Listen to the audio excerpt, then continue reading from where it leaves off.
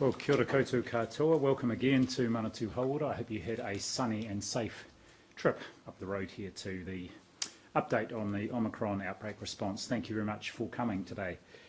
I am joined today by Dr. Joe Bourne, who heads the primary care aspect of our health system response to Omicron. Joe is there on the screen. He's going to not be there while I'm talking because we've got the signer here, but he will make some comments when I've finished, and then we'll open up for questions. I will start with an outline of the latest situation, and all the detail will be in our 1 p.m. statement as usual.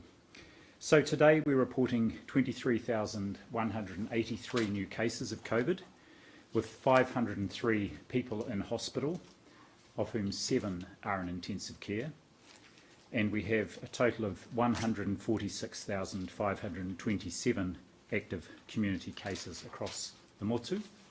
Of those cases we're reporting today, about 85% are people who have self-reported a positive rapid antigen test, and the balance are PCR tests. So our cases continue to rise rapidly, and for the period from the 21st to the 27th of February, about just over 1% of the New Zealand population were active COVID cases. We're continuing to see a large proportion of our current cases are under 30 years of age, and of the cases announced today, 54% are under 30 years of age, with just 14% over 50. The opposite pattern is seen for those who are in hospital with COVID-19. Of the 345 people in hospital in the northern region, where we have the best data, and those who are not in ED there, so these are ones who are on wards, just 21% are under 50, while around 60%, are under 30, while around 60% are over age 50. In terms of our hospitalisation rate, the way we're calculating this at the moment is the number of people in hospital over the number of current cases, which are those people who have been diagnosed in the last 21 days. And at the moment, that rate is just 3.5 per 1,000 active cases. However, as we've seen in other countries, hospitalisations lag a week to 10 days behind case numbers, so we're expecting both the numbers and the rate to increase over the next couple of weeks. And as of 2 p.m. yesterday, 11% of the total number of people in hospitals in the Auckland region were there with COVID. So about 1 in 10 people in hospital, and that includes those who are in the emergency departments. Now, as you know, vaccination remains the best protection against hospitalisation, and the hospitalisation rate for people 12 and over who have had a booster is only a fifth of the rate for those who've not had any vaccinations. And yesterday, in terms of booster doses, nearly 18,000 were administered across the country. But there are still 938,000 people who have not had their booster and who are eligible. That's about 28% of those eligible. So I would encourage those who haven't had their booster dose, and it's 3 months since their last dose, to please go out and do so. It will protect you, your whānau, and of course those in our wider community. It's great to see our vaccination rates for 5 to 11, or numbers still continuing to increase, with around 51% of 5 to 11s now having had that first dose.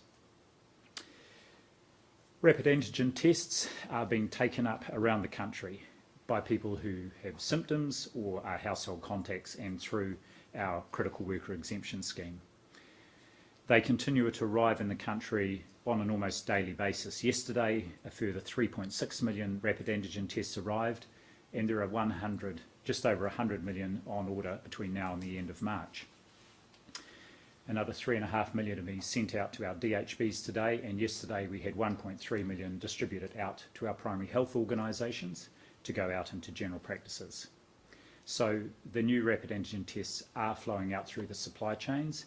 You will all be aware those supply chains are challenged, with many people who work in those supply chains, either cases or contacts. At the moment, we've got 169 collection sites. Those are the places where people who are on that critical worker exemption scheme can pick up rapid antigen tests. So 169 of those across the country, over 100 community testing centres, as well as 26 other providers that are focused on our Māori and Pacifica populations. And of course, general practices also and pharmacies are able to use rapid antigen test, and it's great progress thanks to all involved. I do want to just make a point that GPs are not collection points for rapid antigen tests. If you need to be assessed because you are unwell, you should make an appointment with a GP, and they will determine which test you might need. It could be a PCR test, a supervised rapid antigen test, or they may give you rapid antigen tests to take home for you and your whānau. Those other collection sites are the place where you can go to collect rapid antigen tests. And we've enabled a new technology to assist this. It's called our RATS requester site. So people who are symptomatic or are household contacts. This initially went live on Tuesday. It had a few bumps yesterday. Those have been sorted out. And more than 65,000 orders have been placed online already, and 1,000 orders over the phone. So you can think of that like a click and collect. You can pre-order your rapid antigen tests and then go to one of those collection points, rather than having to turn up and queue perhaps at a community testing centre. And finally, just with the high numbers of COVID cases around the country, it's inevitable that our health workforce is impacted, and a number of them are either cases or household contacts or caring for cases. So the volume of work fluctuates on a daily basis, and this is particularly an issue during winter, so our facilities are used to dealing with it. They manage staffing through the day to ensure essential services continue to be available for everybody. Our health services across the country, including in Tamaki Makaurau, where most pressure is on, are managing to provide care safely for anyone who needs it. So I do want to acknowledge and thank our healthcare workforce who are responding extremely well to this rapidly increasing Omicron outbreak, as they have right through the pandemic, continue to keep New Zealanders safe in what is a very challenging time. Kia kaha. Hoi anō ka nui tēnā. So I'm going to hand over to Dr. Joe Bourne, who's joining us on the screen. He's got some comments to make, and then I'd love to open it up for questions. Over to you, Joe. Kia ora koutou. I just want to start by acknowledging the enormous amount of work that's already taking place in our communities by community healthcare providers and others. And this includes iwi, Māori and Pacifica providers, general practice, pharmacy, telehealth, ambulance services and others. And the length of that list just demonstrates the collaboration that's needed at this point of the COVID outbreak in order to be able to meet the needs of our communities. I also want to acknowledge that all of those people working in that sector have been dealing with a huge amount of change during the last 2 years and throughout the pandemic, and that is tiring. And when we now find ourselves in a situation where we're getting large numbers of cases, that can feel like an uncomfortable place to be in. So what we're doing through the Ministry of Health and through our district health boards is providing as much support as we can to enable them to continue to work and provide the services that people require. The number of cases that we do have now require a whole of system approach. And so in order for us to be able to work effectively together and making the best use of our resources, we need good collaboration between all of those providers and the assistance of our communities to support themselves as much as possible when they're able to. As you've been seeing in the figures to date, over 99% of people with COVID are being safely cared for and isolating in the community. In my experience of working, the majority of people who are catching COVID are able to care for themselves with support of their whānau and with others in their community. The Omicron variant, especially in those people who are fully vaccinated, and particularly in those who've had a booster, is a mild to moderate illness at worst. And because of the work that we've done over the last 2 years, and because of this particular variant, it is more similar to a cold or the flu. And most people will be able to perfectly manage that themselves. I've been talking to one of our telehealth providers today, and they're describing the need for people to have an Omicron first aid kit. And that really comprises of things like paracetamol if you've got a high fever or feeling any pain, throat lozenges if you've got a sore throat, and also emphasising the importance for people to make sure they keep themselves really hydrated, so drinking plenty of water. Information on how you can look after yourself is available online, and we'd really like to encourage those who are able to access information online to do so, because we also know that for a number of people accessing information online isn't as easy, and therefore we need to save our general practice services and our telehealth providers for those who can't use those types of resources. It's brilliant to see how communities are gathering around and supporting each other. Networks of neighbours who are setting up groups so that they can inform each other if and when somebody tests positive, and then they can help by getting shopping and other things that people need. So by doing that, and by communities supporting themselves, we can save our healthcare resources for those who are at greatest risk of serious illness associated with COVID. So that's people who are pregnant, people who are living with disabilities, or people with long-term conditions. And also acknowledging that the importance that we reach out to our priority populations like Māori and Pacifica, who have particular needs during this time. General practice is working really hard to proactively identify those people who are at higher risk. It's worth noting that on a usual day in general practice, they will be seeing 50,000 people. There'll be that many contacts in a day, which is a huge number of contacts.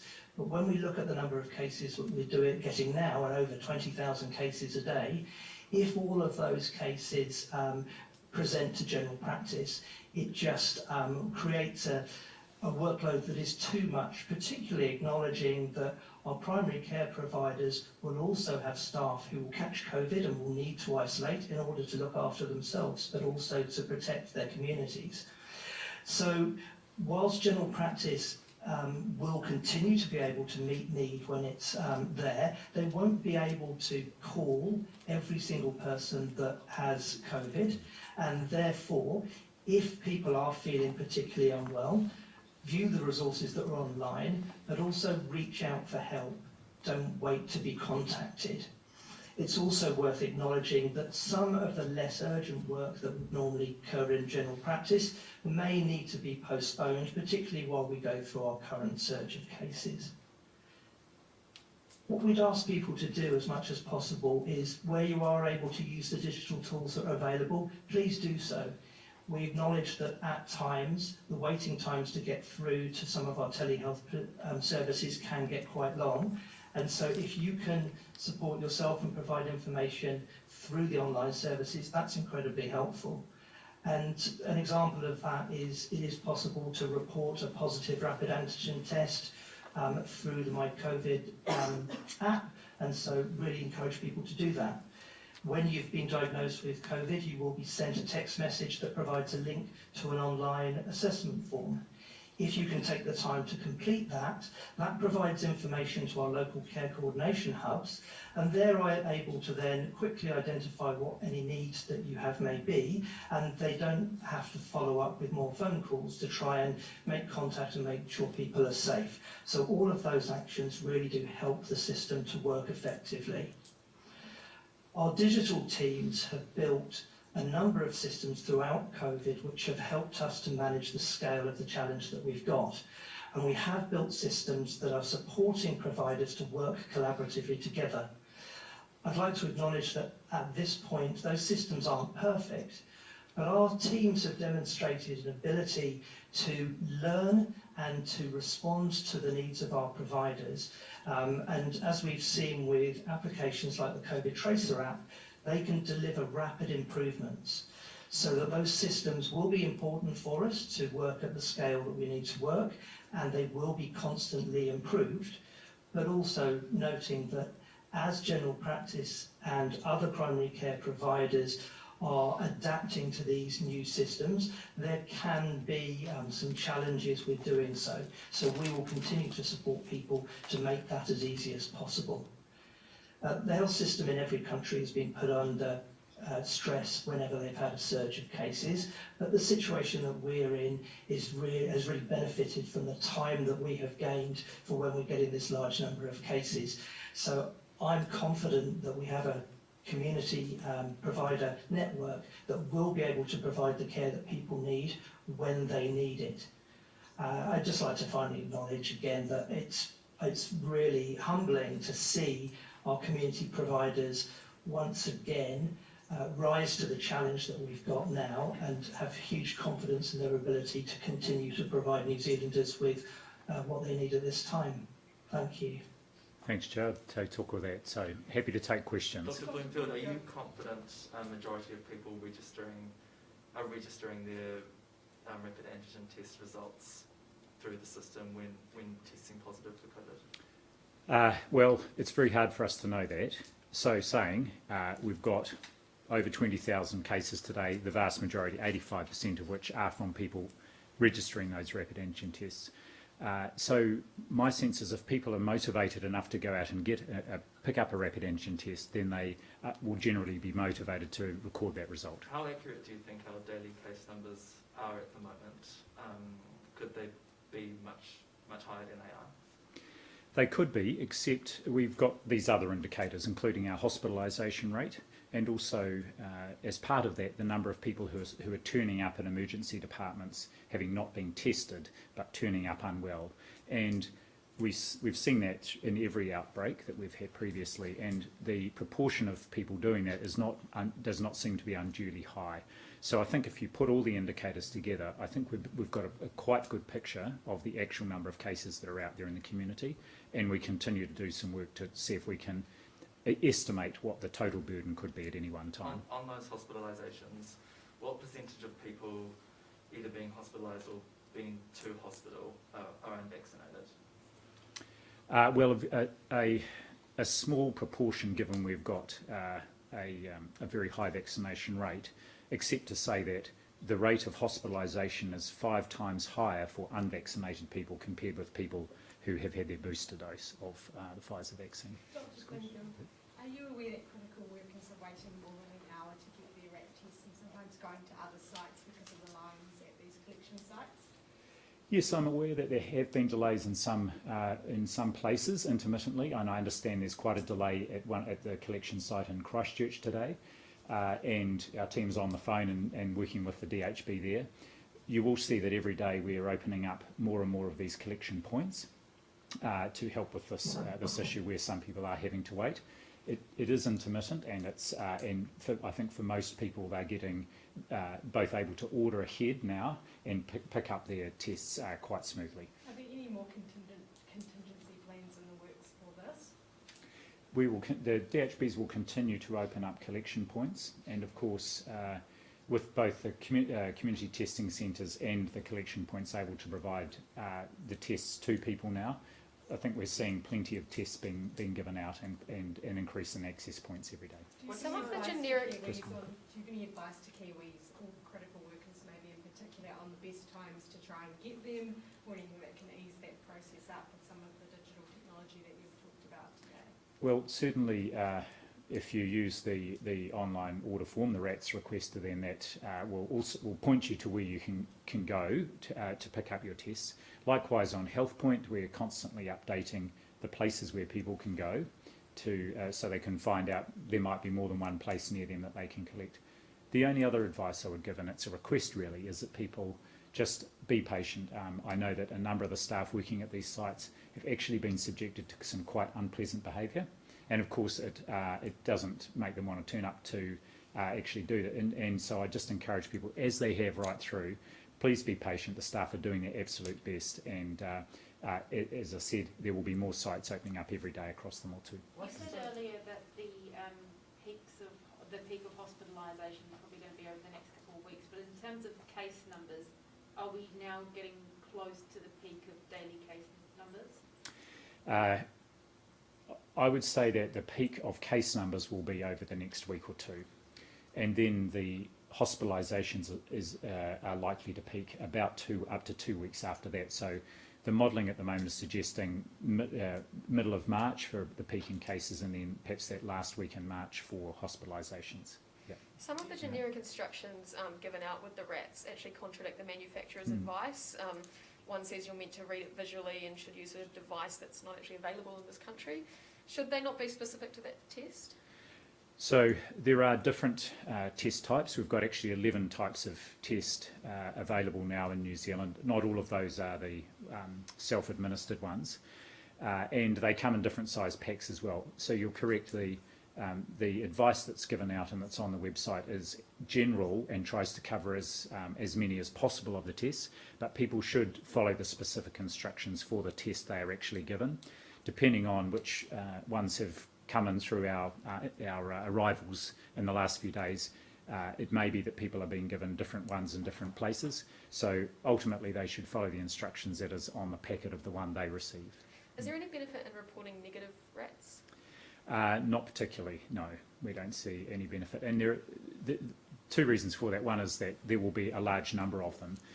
Secondly, and I think this may be the experience of people you may be aware of, is that sometimes people can return 1, 2, even more negative tests before returning a positive test.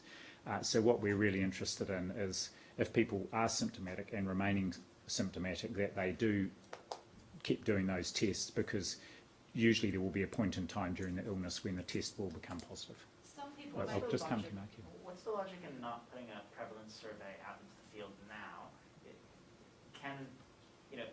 What's the harm in having more data? Is it just a matter of not having the resources to do that? Are you talking about a symptom prevalence study or a seroprevalence study?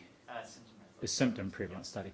Well, if I can be honest, Mark, to plan and deliver a study is quite an undertaking, and so my sense is that the data we're getting from case numbers, hospitalisations, and of course we will be doing some modelling around that, and our wastewater testing will give us a picture of what the likely burden is through this Omicron outbreak.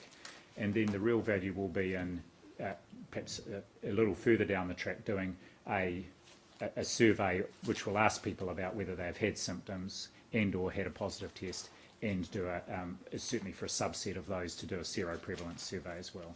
Yep. So we go down the back. Bloomfield, at the moment we are seeing a large proportion of our cases in that younger age group. Can you please share with us the gist of the COVID vaccine technical advisory group's advice and why we are not boosting that 12 to 17-year-old age group at this point? Yes, so I've had advice on this. It's gone through to ministers.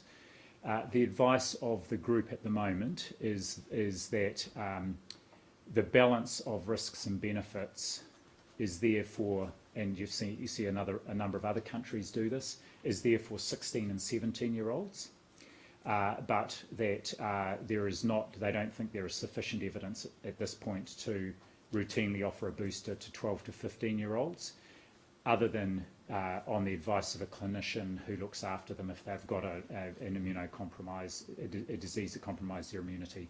So that advice I've received, we're turning that into advice for ministers, and then working out the operational follow-up of how to put that into action. I don't have an update yet on when that will come into effect, but we will let people know. I know there are 16 and 17-year-olds and parents of them who are interested in this and would take up that opportunity. So that's the advice at the moment, and it's quite consistent with what a number of other countries are doing. What is your reaction?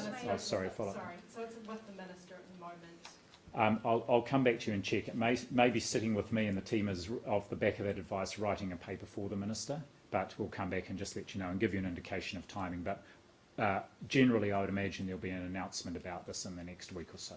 What is your reaction? Some people may be thinking because Omicron is widespread and it can be managed at home, that there's not really any point in declaring a positive rat test. Can you just outline why it's important that people do still register that? So there are two reasons why it's important. First of all, it helps us understand the burden of illness out there, and that's very important for our health services to be able to plan and be prepared. And also the distribution around the country is very important for us to know kind of what's coming if there's a wave. But the second thing, of course, is in registering their positive result, people are then able to also identify who their contacts are, and there's a real opportunity to let people know who are your close contacts that you've returned a positive result, because then they may take specific precautions around who they do or don't visit. They will need to let their employer know, and if they're a critical worker, they can then they may then use the rapid antigen testing to help enable a safe return to work. What is your reaction? Do you have any figures just around how many of these cases and hospitalisations are made up of Māori?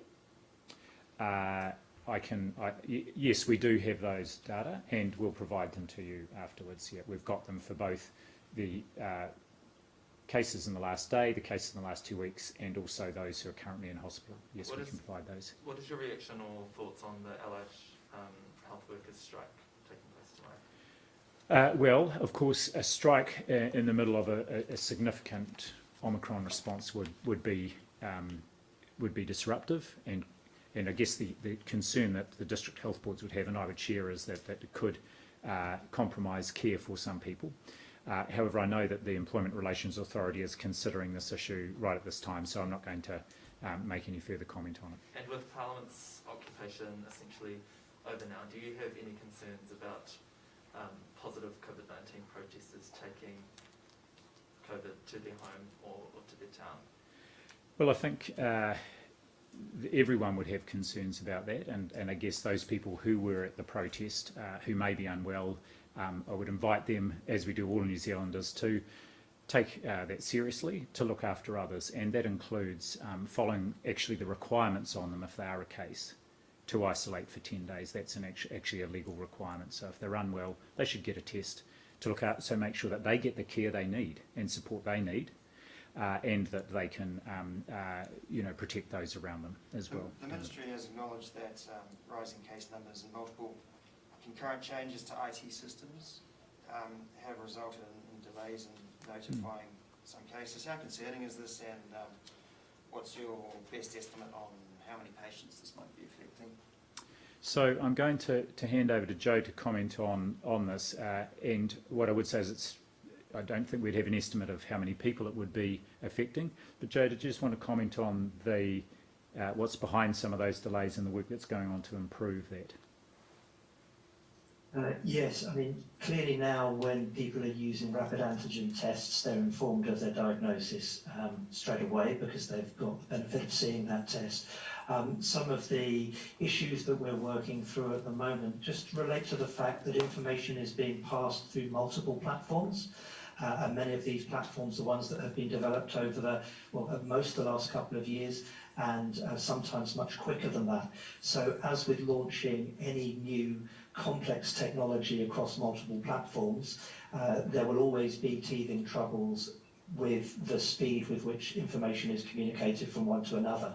So our digital teams are meeting several times a day. We're getting really good feedback from the healthcare sector whenever issues arise, and they're problem solving as fast as they can. Yeah. So the main delay that's been experienced has been the transfer of the rapid antigen test result when people upload it to My COVID Record across to our Care in the Community module. And the team have been putting in improvements every night, actually, and there's another one going in tonight. But I do want to go back to the comment that Dr. Bourne made earlier on. If people are feeling very unwell and want to seek advice, then they should do so, whether they have heard or not. Are there any other final questions? As we go into autumn and winter, there's other viruses floating around. We have less restrictions this autumn compared to last year. I guess, are you expecting that to increase the amount of demand there is for testing, because people are going to be presenting not just with COVID symptoms, but other virus symptoms as well? Yes, correct. And with the border reopening, we will see other viruses, and almost certainly by the middle of the year we'll have influenza back across our borders. That's why we'll be rolling out an even wider flu vaccination program than we have in the past, with a wider group of people eligible for free vaccination. Some of the things that we've learnt are very helpful in protecting us during COVID will also apply to influenza and indeed the common cold. So use of masks, very helpful. Physical distancing, but most importantly, and I hope this is a behaviour that New Zealanders will take on board for the future, is staying at home if you're unwell. We now are used to being able to communicate and, if we're not too unwell, to continue to work from home. So I think all these things will actually help us through this winter and remain important. But we are certainly well aware, not just of sort of colds and influenza, but also other things like measles that could come back across the border. So again, people should make sure if they haven't had, or if their children are not up to date on their measles vaccinations, they should do that. Are you planning though for I guess an increased demand in testing because we're going to be showing up with more symptoms that look like COVID? Yes, so more, as we call ILI, influenza-like illnesses. Possibly. What I would say is, of course, we don't usually test people who present, who either call helpline or present to general practice or to hospital for influenza-like illnesses. And I think by the time we get to that point where our influenza season starts, we will be in yet another sort of phase of our response to the pandemic. And quite what the role of testing will be in that phase, I think, is yet to be determined. Dr. Bloomfield, we're hearing from pharmacies that they weren't aware that they were going to be collection sites until they heard about it in the news. And so they're getting multiple calls about this and they're only being paid about 50 cents per rat to do that service. Can pharmacies opt out of this? Were you aware that they weren't notified previously by the Ministry of Health on this? So to date, our pharmacies have been doing the not all, but many pharmacies have been doing the supervised rapid antigen test for people who need it for domestic travel purposes or for supporting a court matter. And there were discussions with pharmacy, and again, not all pharmacies will be required to, so it's an opt-in to if they do want to be a collection point for rapid antigen tests. Now, general practice has found the same issue, and whilst we've been at pains right from the start to say general practices do not have rapid antigen tests to hand out, people are used to going to pharmacies or general practices for care, and so they have assumed that they were available. So I think just the point here is, if people do need rapid antigen tests, either a community testing centre or going to a collection point, having used the click and collect, the online RAT ordering process is the way to go. So you So can't current- confirm, sorry, just on this, the pharmacy says that they've been noted as being one, but they weren't notified of that. Are you aware of any of those cases? I understand that the pharmacy, we have been talking with pharmacy sector representatives, but individual pharmacies may not have been aware or had an expectation that they would be a rapid antigen test distribution point. Can they opt out? Yes, they can. So they don't have to, they're not obliged to provide rapid antigen tests. So saying many pharmacies are already retailing rapid antigen tests. So many are choosing to both retail and to be providers of the publicly funded rapid antigen tests. You've seen some modelling on when we'll reach our peak of community cases. What was that number of our peak? Well, actually, the number in some of the most recent modelling was below the case number we're seeing at the moment, because what the modelling does is it has a low, a middle, and a sort of high forecast. At the moment, we're more on that high forecast, and of course, what they can do now is update it as the numbers come through every day. So the modelling at the moment on the high forecast does show us hitting a peak in the next week or two. But I can't remember the exact number that is on that. And one of the things I would say is that the use of rapid antigen tests and the capture of the number of cases we are getting has meant that the numbers have gone up more steeply and to a higher level than some of the early modelling suggested. So they'll be adjusting that now to just give us a new estimate of what the peak might be. We can share what that peak number might be. How many of the current cases are Delta? How many are Omicron? What's your best estimate? So I did see some data yesterday, and I think we were circulating that around, which was of actually only a proportion of our hospitalised patients from probably a couple of weeks ago. And at that point, if I recall, it was about 30 or 40% were Delta, and the balance were Omicron. We're updating that at the moment, and one of the things we're having to ensure is that all the samples for people who are hospitalised, who receive a PCR test, that those will go to ESR, and that hasn't been happening to date from all the laboratories. So what we'll do after this is give you an estimate of when we'll be able to provide an updated estimate of I'll give you a date for when we can provide an updated estimate of what the balance is. Is Are there you- anyone, have any- sorry, is there anyone in New Zealand who had earlier COVID-19 strain who's now known to have caught the Omicron strain as well? Not that I've heard of, but I imagine that when it does happen, there will be a story about it, so we're likely to hear about it. Are you Have you genome had any- sequencing beyond hospitalised cases? Yes, we're genome sequencing people who arrive in New Zealand, return a positive rapid antigen test. They then have to have a PCR test, and those will also be sequenced to help with our sort of border surveillance around variants. Have you had any advice from modelers about the likely impact of that change to isolation rules for non-household close contacts? Because they would have been building their models with the assumption that those people would have to isolate, and now they don't.